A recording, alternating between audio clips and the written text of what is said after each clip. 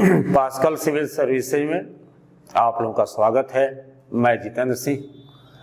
आज जो है हम लोग जो क्लास ले रहे हैं, आज हम लोग बात करेंगे राष्ट्रीय मानवाधिकार आयोग। राष्ट्रीय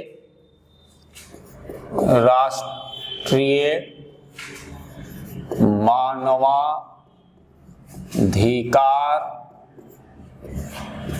आयोग, इसकी आज हम लोग चर्चा करेंगे। यानी कि इसको आप शॉर्ट में कहते हैं एन, यानी कि एन से हो गया नेशनल, एच से हो गया ह्यूमन, आर से हो गया राइट्स और सी से हो गया आयोग।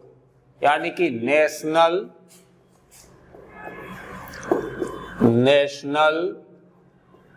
ह्यूमन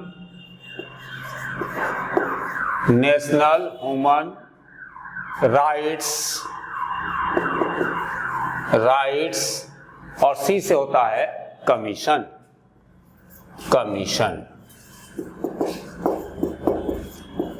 इसकी आज हम लोग बात कर रहे हैं। अब ये जो है क्या है, तो हम लोग पिछले वीडियो में हम लोग जो मूल अधिकार की बात किए थे उस पर जो है ये वीडियो जरूरी होता है बनाने के लिए, क्योंकि भारत के संविधान में मूल अधिकार भाग 3 में दिया हुआ है। इस मूल अधिकार का प्रावधान होने के बाद भी देखा गया है कि अनेक बार हम लोगों की जिंदगी में हम लोगों की मूल अधिकार का हनन होता है। तो मूल अधिकारों में हनन का मामला कई बार देखा गया है कि जैसे राज्य की पुलिस हो गई, या फिर पुलिस जब पकड़ती है तो मारती है, पीटती है। जो अधिकार जिसको गिरफ्तार किया गया मिला है वो अधिकार पुलिस नहीं दे पाती है, या मान लीजिए कि पकड़ के जेल में भेजती है तो जेल में जो मूल अधिकार के तहत उसको व्यवस्था मिलना चाहिए, राइट्स, वो नहीं मिलता है। तो इन सब मामलों से जुड़ा जो होता है उसको यानी कि पुलिस, राज्य के पुलिस के द्वारा या जेल व्यवस्था के द्वारा या अन्य कई कारणों से जो मूल अधिकार का हनन होता है, तो इसके लिए तो हम लोग है कि सुप्रीम कोर्ट जा सकते हैं आर्टिकल 32 के तहत, और हाई कोर्ट में जाएंगे 226 के तहत।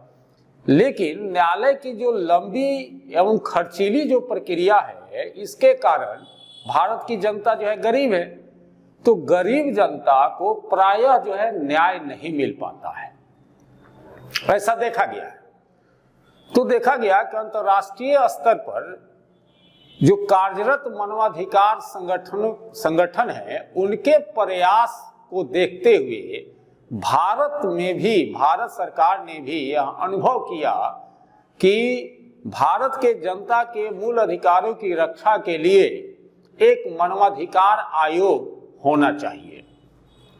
यह जो भारत की जनता देखी, तो जब भारत में भी मूल अधिकार की रक्षा के लिए मानवाधिकार आयोग होना चाहिए, इसके लिए 1993 में 1993 में जो है सरकार ने क्या किया कि मानवाधिकार आयोग, यानी कि मानवाधिकार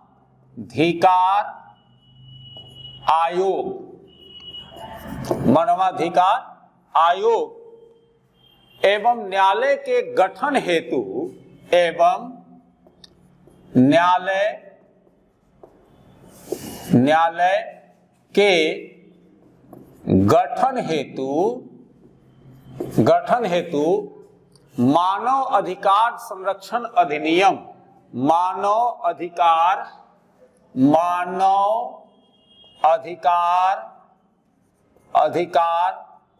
संरक्षण अधिनियम, ठीक है, अधिनियम, मानव अधिकार संरक्षण अधिनियम 1993 जो है संसद ने पारित किया। यानी कि यह जो है 1993 में मानवाधिकार आयोग एवं न्यायालय के गठन के लिए जो है भारतीय संसद ने मानवाधिकार संरक्षण अधिनियम जो है 93 1993 संसद में पारित किया। अब उठता है कि ये जो हुआ यानी कि गठन हुआ मानवाधिकार आयोग का, जो ये भारत के लोगों का जो मूल अधिकार है उसकी रक्षा के लिए कार्य करेगा, तो इसके लिए मानवाधिकार आयोग में कितने सदस्य होना चाहिए? तो देखिएगा कि मानवाधिकार आयोग में अध्यक्ष सहित 9 सदस्य होते हैं। यानी कि मानवाधिकार आयोग में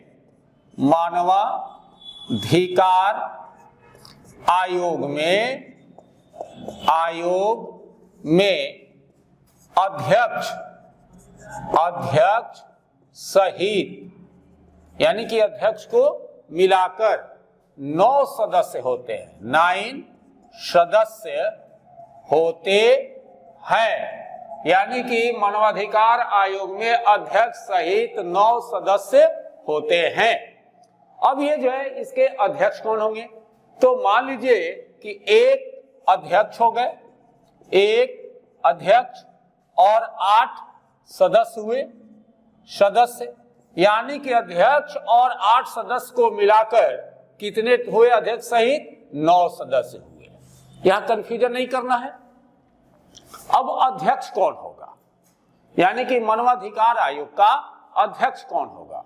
तो ध्यान रखिएगा कि सुप्रीम कोर्ट का यानी कि सर्वोच्च न्यायालय का, या आप ये कह सकते हैं उच्चतम न्यायालय का मुख्य न्यायाधीश यानी कि सीजेआई मुख्य न्यायाधीश, ठीक है,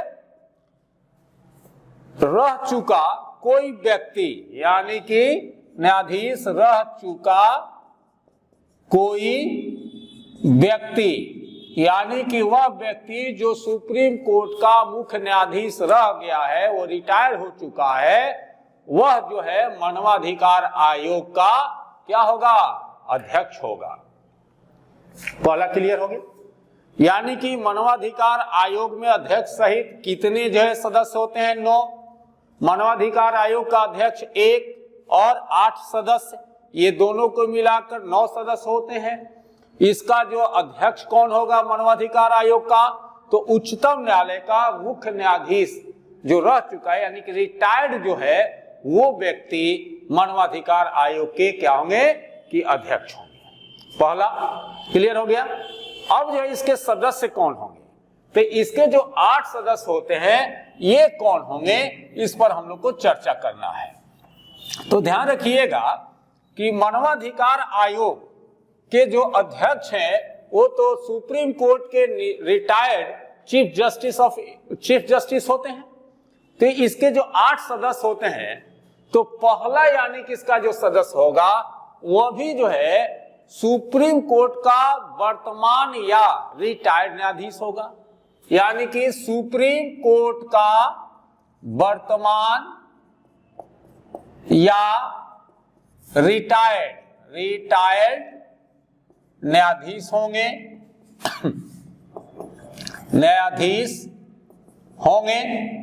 इसका, ठीक है। दूसरा आप देखिएगा कि उच्च न्यायालय का, यानी कि दूसरा जो होंगे वो होंगे उच्च न्यायालय का, यानी कि हाई कोर्ट का वर्तमान या सेवानिवृत्त मुख्य न्यायाधीश, यानी कि हाई कोर्ट का वर्तमान या रिटायर्ड मुख्य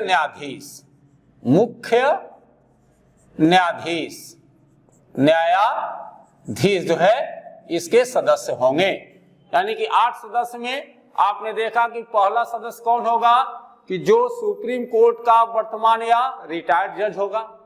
दूसरा वह व्यक्ति होंगे जो उच्च न्यायालय का यानी कि हाई कोर्ट का वर्तमान या रिटायर्ड जो है मुख्य न्यायाधीश होंगे।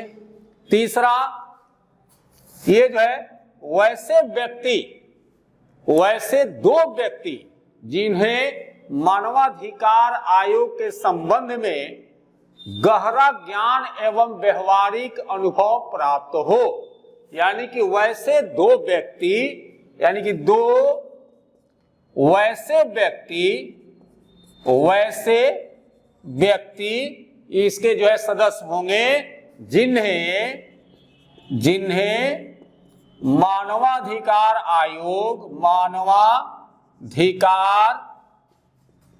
आयोग या आप ये भी कह सकते हैं कि मानवाधिकारों के संबंध में, आयोग हटा दीजिए, मानवाधिकारों के संबंध में जो है उन्हें बहुत ज्यादा ज्ञान हो, यानी कि संबंध में गहरा ज्ञान हो या अनुभव हो। ठीक है। उसके बाद आप देखिएगा कि जैसे आप जानते होंगे अल्पसंख्यक आयोग का अध्यक्ष जो होता है, जो अल्पसंख्यक आयोग का अध्यक्ष होगा वह जो है राष्ट्रीय मानवाधिकार आयोग का वो सदस्य होगा। फिर जो है अनुसूचित जाति आयोग का जो अध्यक्ष होगा वो जो है राष्ट्रीय मानवाधिकार आयोग का सदस्य होगा। फिर अनुसूचित जनजाति आयोग का जो अध्यक्ष होगा वो जो है राष्ट्रीय मानवाधिकार आयोग का सदस्य होगा। फिर जो है आप देखेंगे कि महिला आयोग की जो अध्यक्ष होती है वो जो है राष्ट्रीय मानवाधिकार आयोग का सदस्य होंगी। यानी कि आप देखेंगे कि चौथा व्यक्ति हम लोग नाम लिए कि जो अल्पसंख्यक आयोग का अध्यक्ष होंगे, यानी कि अल्पसंख्यक आयोग के जो अध्यक्ष होंगे वो जो है राष्ट्रीय मानवाधिकार आयोग के सदस्य होंगे, यानी कि इसको लिखा जाता है पदेन सदस्य। ठीक है। यानी कि जो भी अल्पसंख्यक आयोग का अध्यक्ष होगा वह मानवाधिकार आयोग का सदस्य होगा। उसके बाद जो है आपको मैंने बताया था कि अनुसूचित जाति आयोग का जो अध्यक्ष होंगे वो भी जो है इसका राष्ट्रीय मानवाधिकार आयोग का पदेन सदस्य होंगे। यानी कि अनुसूचित जाति आयोग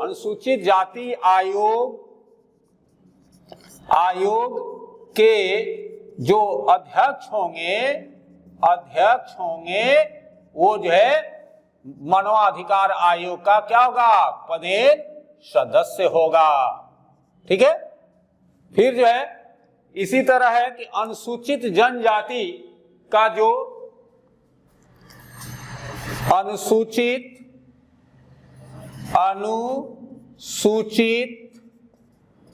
जनजाति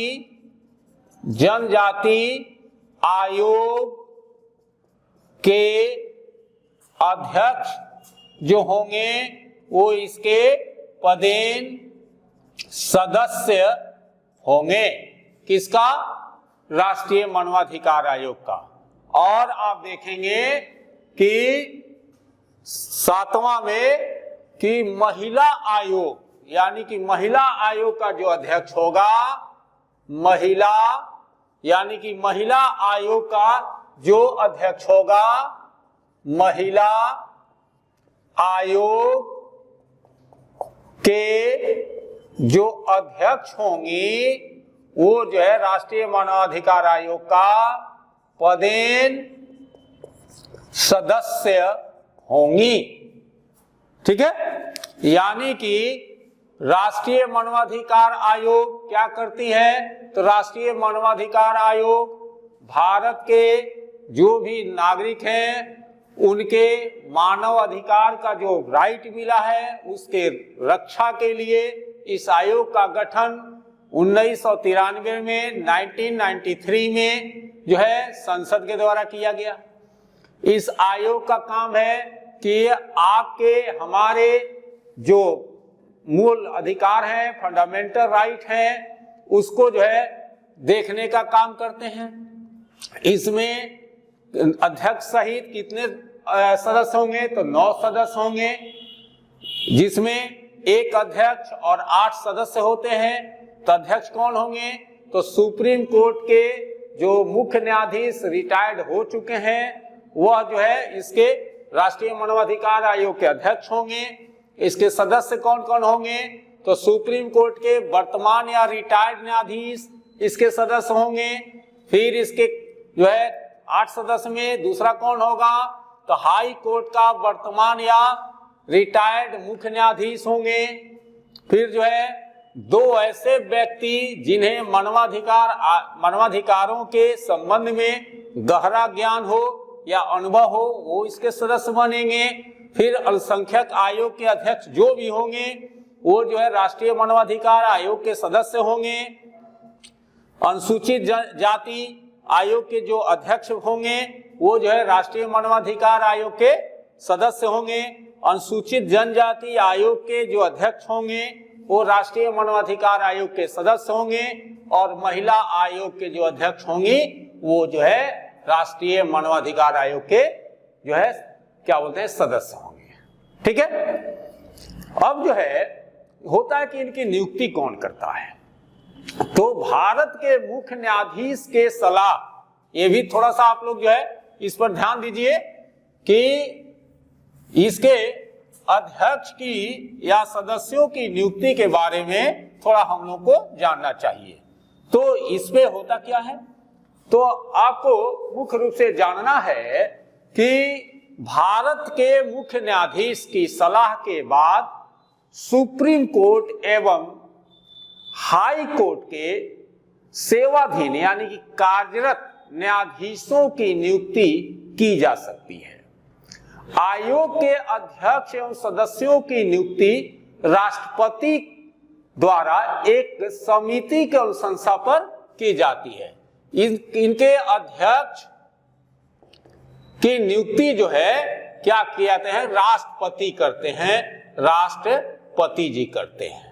यहां जो है क्लियर हो गया, एक समिति के अनुशंसा पर, ठीक है ना। और एक चीज और देखिएगा कि ये जो समिति है जिनका गठन निम्न पद धारण करने वालों पर होता है, यानी कि भारत के मुख्य न्यायाधीश की सलाह के बाद ही उच्चतम न्यायालय या उच्च न्यायालय के सेवाधीन या कार्यरत न्यायाधीशों की नियुक्ति की जा सकती है। आयोग के अध्यक्ष एवं सदस्य की नियुक्ति राष्ट्रपति जी के द्वारा एक समिति की अनुशंसा पर की जाती है, जिसका गठन निम्न पदों को धारण करने वाले व्यक्तियों से होता है। तो ये निम्न पद कौन है, तो पहला प्रधानमंत्री जो अध्यक्ष और चेयरपर्सन भी होते हैं, दूसरा लोकसभा अध्यक्ष, तीसरा भारत सरकार का गृह मंत्री, चौथा लोकसभा में विपक्ष का नेता, पांचवा राज्यसभा में विपक्ष का नेता और छठा राज्यसभा का उपसभापति। यानी कि आयोग का अध्यक्ष सहित कोई सदस्य अगर हटना हो तो क्या कर सकते हैं, तो अगर मान लिया अध्यक्ष का अपना रिजाइन देना है या इसके किसी सदस्य को हटना है तो अपना रिजाइनेशन किसके पास भेजेंगे, तो राष्ट्रपति को देते हैं। ठीक है ना। और राष्ट्रीय मानवाधिकार आयोग जो है यह स्वशासित तथा वैधानिक स्थिति इसको प्राप्त है। ठीक है ना। अब पूछता है कि राष्ट्रीय मानवाधिकार आयोग का जो है कार्यालय कहाँ है, तो यह जो है दिल्ली में है। इसकी कार्यालय यानी कि मुख्यालय कहाँ है, तो दिल्ली में है। तो ये जो है यानी कि आप देखें कि राष्ट्रीय मानवाधिकार आयोग जो है इसका गठन कैसे होता है, इसके सदस्य कौन होते हैं, उस सदस्य का जो है नियुक्ति कौन करता है, तो ये सब चीज जो है आप देखेंगे कि ये सारा चीज का हम लोग इस वीडियो में बात किए कि इसके अध्यक्ष ये सब की नियुक्ति राष्ट्रपति जी के द्वारा, और अगर इनको अध्यक्ष को या सदस्यों को मानवाधिकार आयोग से हटना है तो ये क्या करेंगे कि अपना रिजाइनेशन राष्ट्रपति जी के नाम से देते हैं और ये पद से स्वतः हट जाते हैं। अब जो है कि मानवाधिकार आयोग का कार्य क्या है, तो इसको जो है हम लोग अगले वीडियो में इसको जारी करेंगे कि मानवाधिकार आयोग का कार्य क्या है। तब तक के लिए जय हिंद, जय भारत।